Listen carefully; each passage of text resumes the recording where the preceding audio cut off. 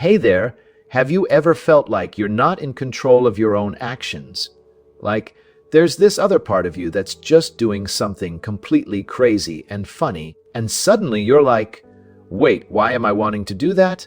It's like having a second self standing right next to you, and the rational part of you is all, hey, no, don't do that. But the other self is all, come on, let's go with it. And you can't help but feel this strong desire to do something that seems completely irrational. This was a common experience for Pericles, an ancient Greek leader. He knew he needed to master his emotions if he wanted to be in control of himself and make good decisions. So, he started analyzing his feelings instead of reacting to them in the moment. When Pericles looked closely at his insecurities or anger, he'd often realize that they weren't justified after all. They'd lose their power and significance when he examined them critically.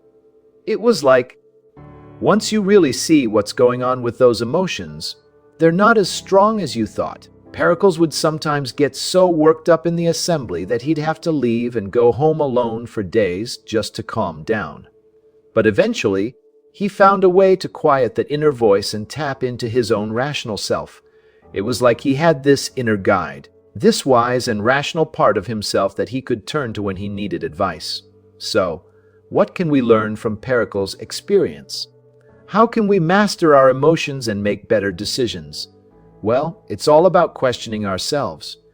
Take a closer look at those emotions that are driving your thoughts and actions. Ask yourself, why am I feeling this way? What's really going on here? And try to separate fact from fiction. When you do that, you'll start to see things more clearly. You'll be able to make better choices and live a life that's guided by reason and wisdom, rather than just reacting to your emotions.